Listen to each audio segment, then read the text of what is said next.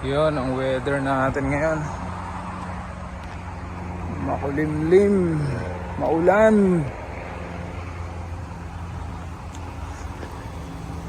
Hey, good morning.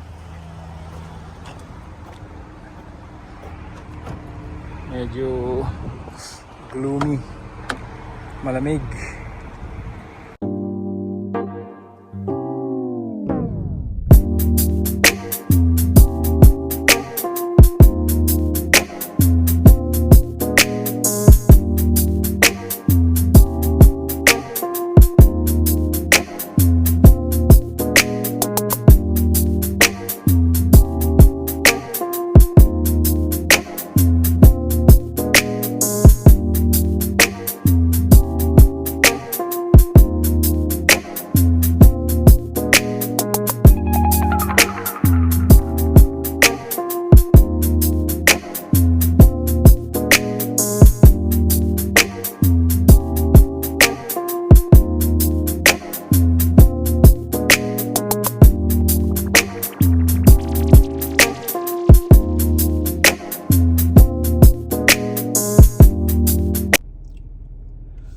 What's good mga lods?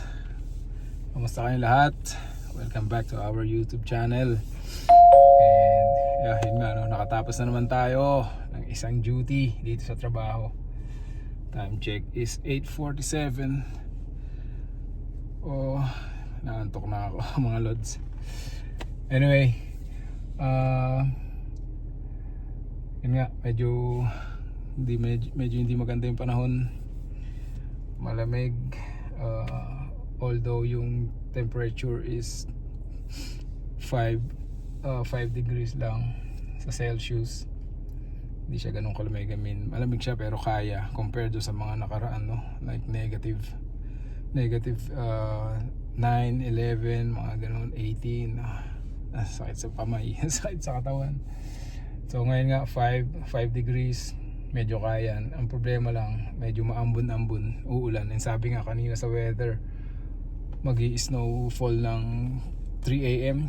Buti na lang hindi natuloy, kasi pagka ganun madulas na naman yung kalsada, kasi for sure wet snow yon. Yung maninipis na maliliit na snowflakes, maliliit, tapos yun yung madulas doon ako nahirapan dati. Anyways, yun nga, no? So for today's video siguro, tawag nito, dapat ako maghahatid kay Richard Yung nga, bumalik na sila, no, sa school after like 2 weeks. 2 weeks of winter break or holiday break or Christmas break, whatever. Bumalik na sila sa school. Yung iba kahapon nag-start, yung iba today.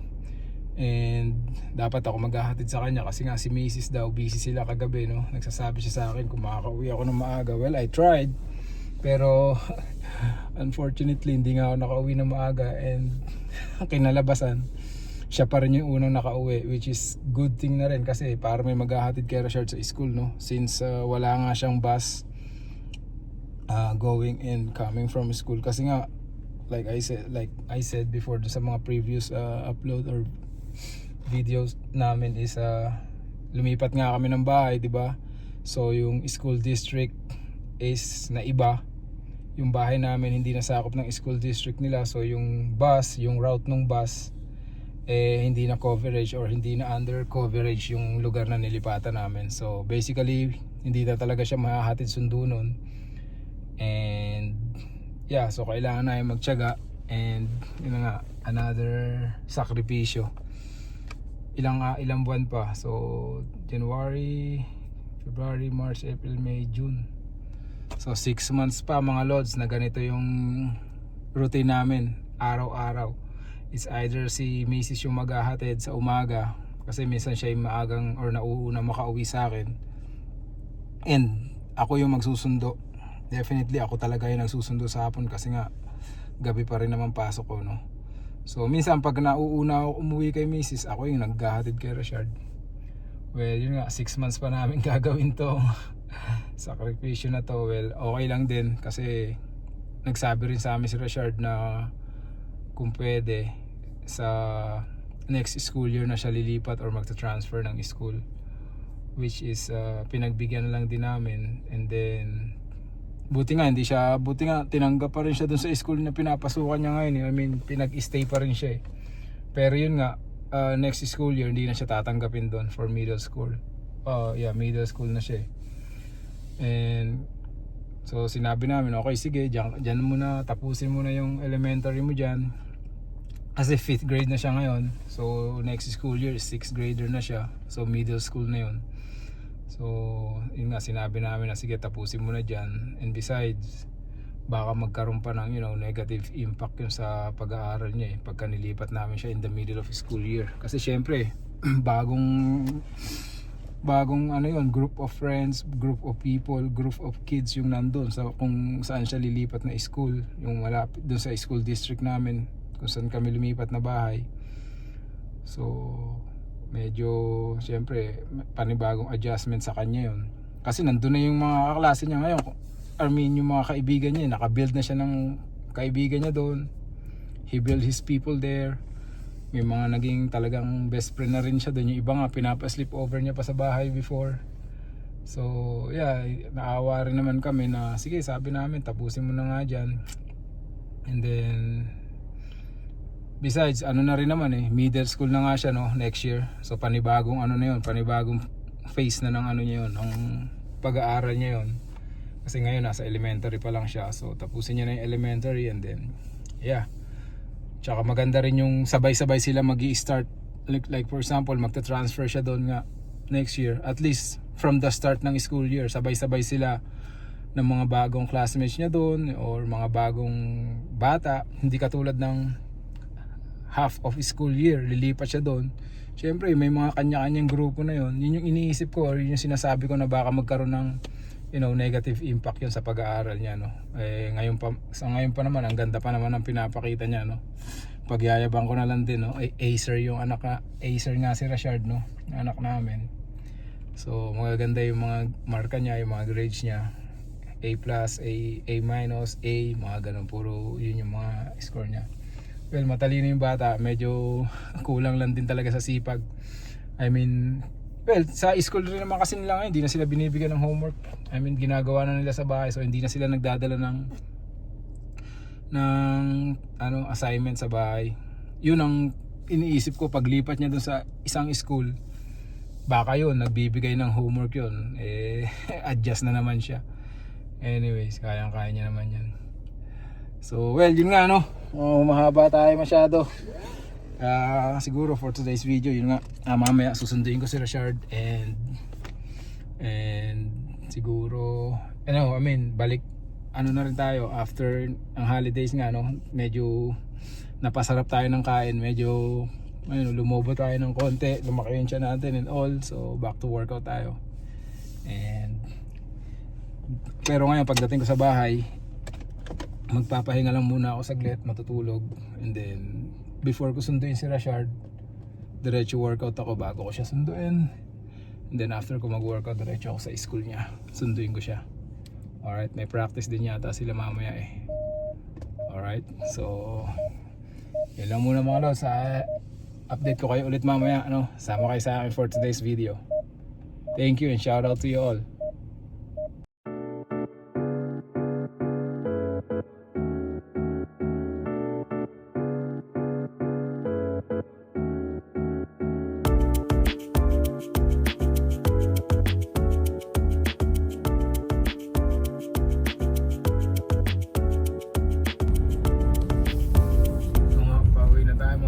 Malapit na tayo sa bahay. Mapapansin nyo, wala nang snow. Kahapon lang nawala yan, kasi natunaw na. Kasi kahapon maganda yung panahon, maaraw nga eh. Kaya talagang ang bilis niya nag-melt. Tapos kaninang madaling araw, umulan pa. So nabasa yung snow, talagang mawawala, mauubos yan. Yan, mga tira-tira na lang. Mostly wala eh. Buti na lang, hindi na naman nag-snow kaninang madaling araw. Sabi mag-i-snow, buti ulan lang. Anyways, malapit na ako sa bahay mga lods. Later again. Ngayon nga pala yung garbage collection. Pagdating ko sa bahay, ayusin ko pa pala yung basura namin. Nilabas na nila. Hindi mo pwedeng lalabas siya pagka hindi garbage collection day. So lapit na ako dito. Isang liko o dalawang liko na lang. Ayan, sinegregate ko na yung mga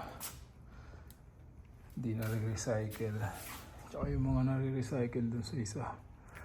Magpuputol pa ako ng mga karton. Ayun, dahil pang mga box eh. Yan, yung box ng salamin. Tatapon ko na yung mga yan. Tapon natin to mga lods. Hindi naman namin napupuno yan eh. Pero weekly kasi yung kuha eh. Every Tuesday. Dahil lang, putulin ko lang muna yung mga boxes. Tapos lalagay ko dun sa recyclable na trash bin. 5 minutes later.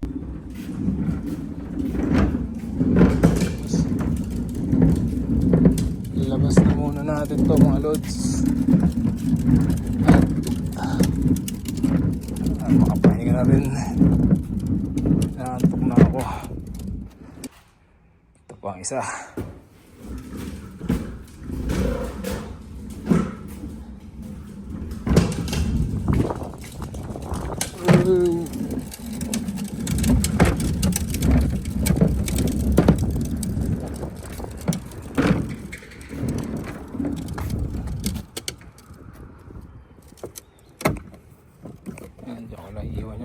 Kukuhanin lang nila mamaya yan.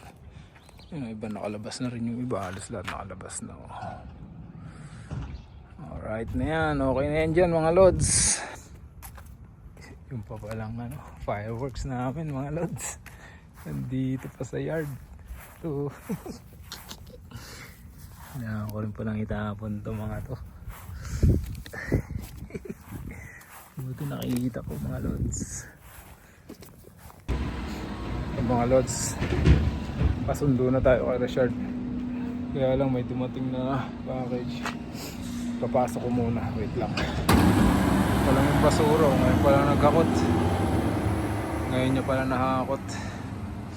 Sakto, aga pa 3:15 pa lang eh. Ay 3 o'clock. Alis na tayo. Napasubo ako sa binuhat ko mga lods. Ang bigat pala. Kahit mula doon lang sa porch namin. Putik ang bigat pala niyan. Anyways, let's go. Malay tayo sa pagsundo kay Richard.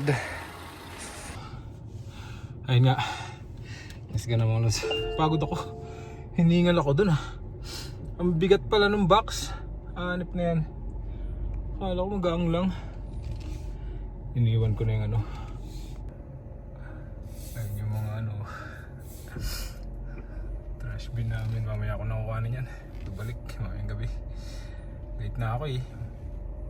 Tatawag na naman yung school ni Sean. Tumatawag yung pagkanalit na sundo eh. Dito na tayo sa school na so mga lods. Waiting lang tayo haba ng pila. Haba pa yung pila dyan mga lods. Doon yung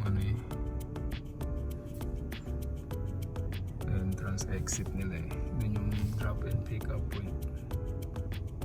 Hindi talaga gumanda yung araw. Akala ko magtutuloy-tuloy kanina.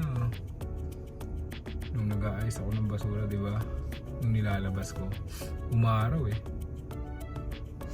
Sumikat yung araw eh. Akala ko magdedire-diretso na. Natulog ako after that eh. Pagising ko, wala. Makulimlim pa rin. Tsaka umaambon-ambon na medyo foggy.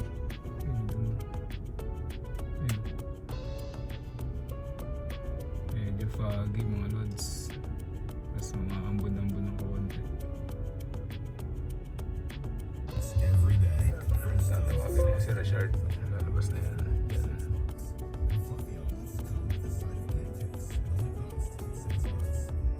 Wala pa. Tagal lumabas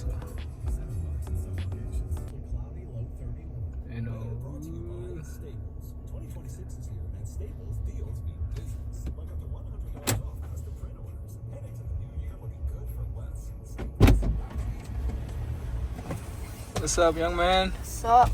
Can we go to the Y? Yeah. How was your day in school today? Huh? How was your day in school? Good. Pick up na natin siya mga lods.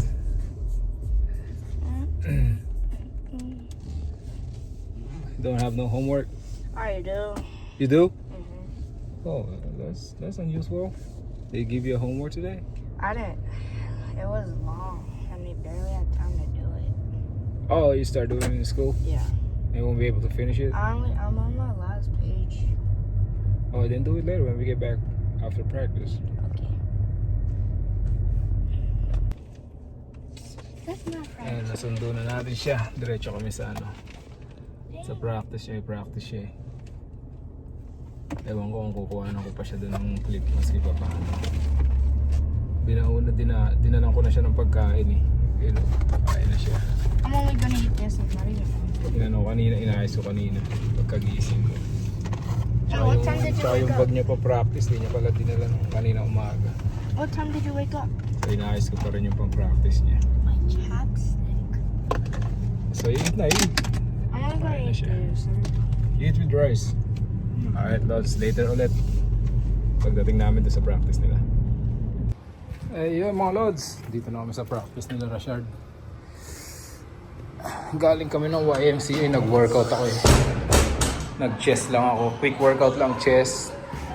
Then nag-legs na. Tapos steam. Wet and dry sauna. Dito na kami sa practice nila. Ready for that. Again, how do we develop ourselves as a unit to go out and fight every possession like we did at second half? Hustle on three. 1, 2, 3, hustle. Everybody on the JV.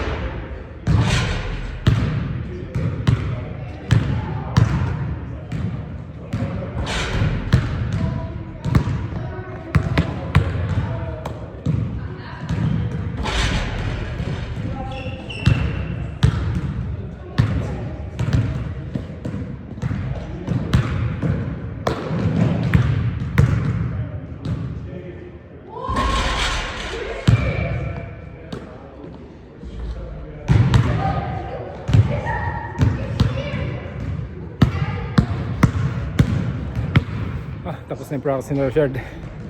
Dito ko na rin muna tatapusin itong video natin. Maraming salamat once again sa pagsama. And to all our subscribers, shout out to you all. Yun lang. See you on the next vlog. Thank you so much. Please subscribe. Sa mga hindi pa nakapag-subscribe, thank you so much. God bless you all.